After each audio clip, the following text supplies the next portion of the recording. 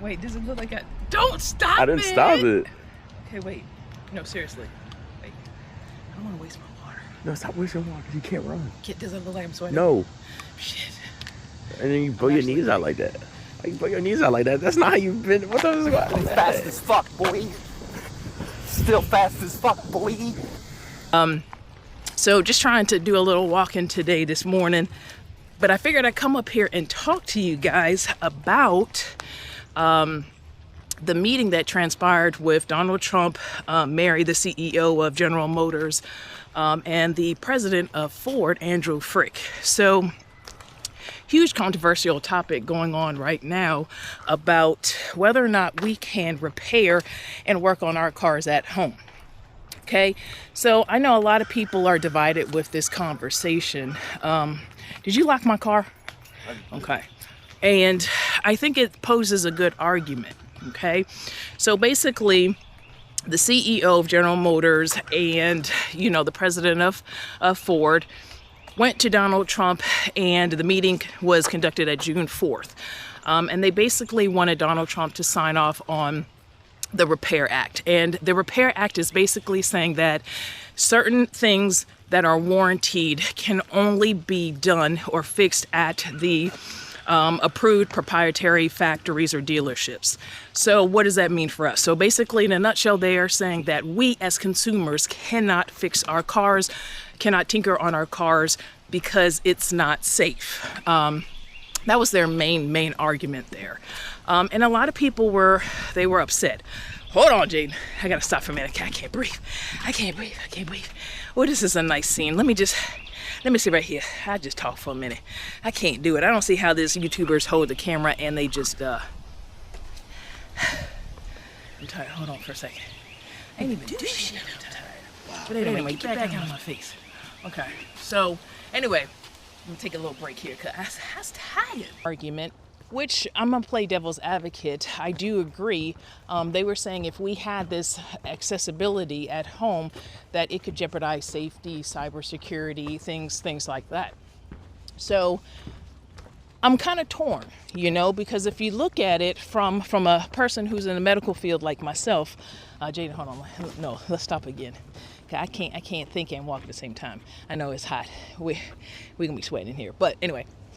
So if you look at it, so from someone like myself who's in the medical field, I kind of play devil's advocate because if you go in for any medical procedure, you want to make sure that this person has the credentials, right? You want to make sure that you see our degrees. You want to make sure that we are trained to be able to provide whatever service you're going into. So if you go to orthopedics and you want, an ACL repair, you're not going to go in here for somebody like myself or my son who has no degree in that, and you're going to say, yeah, sure, I'll sign, go ahead and operate on me, right? It's the same thing.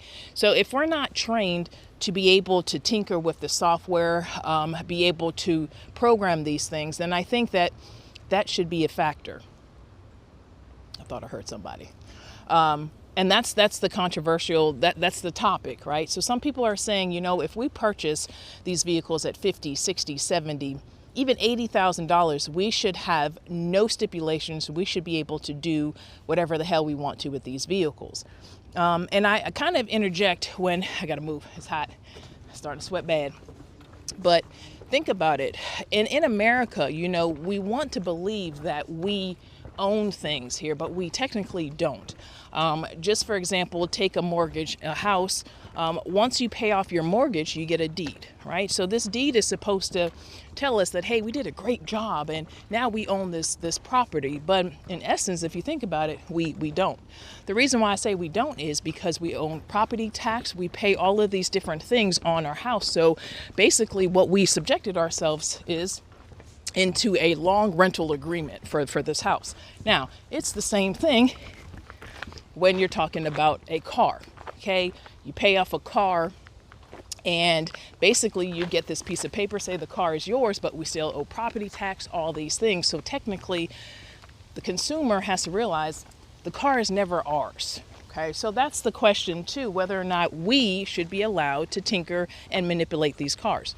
So Jim Farley was basically saying that, hey, back in the day, I would be comfortable working on my 1973 Bronco, but now I don't think that I would be that apt to work on the newer Broncos. And he's saying because security and all the technology advancements. Now, that's an argument we can say. Is it harder to work on old school cars versus new school cars? I think it's two different arguments, because back in the day, you got to go out there in your backyard. You have to sit there and look at the carburetor, do all these things. And yes, you might have an oil spill, you might have a misfire, things like that.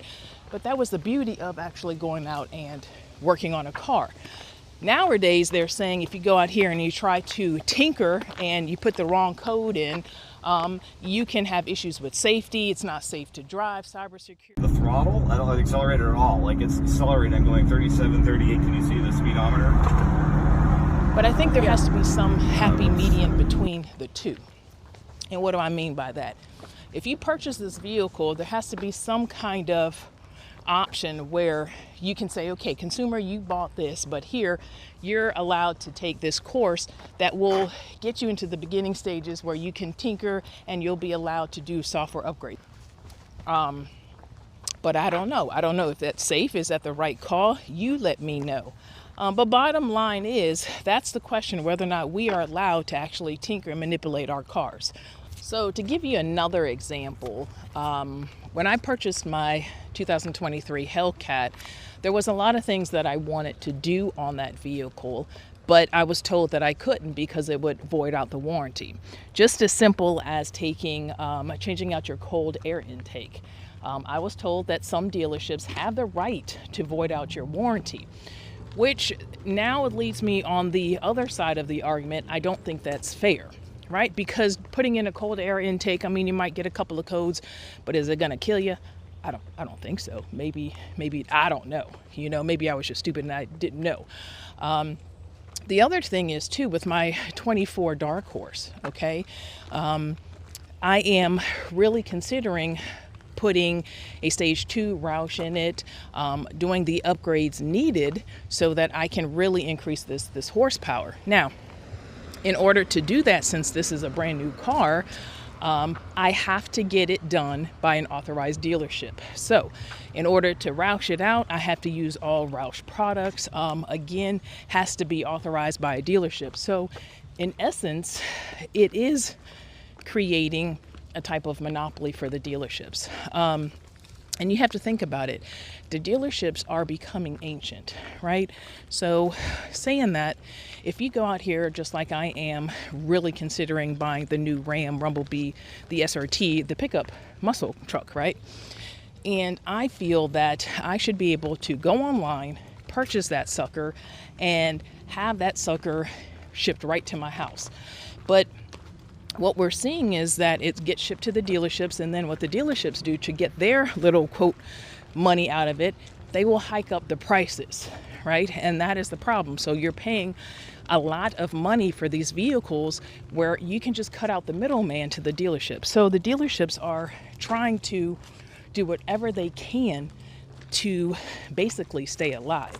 And I think this is one of the things that they're doing. They're creating this monopoly by saying, hey, you have to come to us to get these upgrades or get these things worked on your car. And if not, you're going to void out your warranty. And you know what? You're shit out of luck if something happens to the car. So again, that is where I have the issue.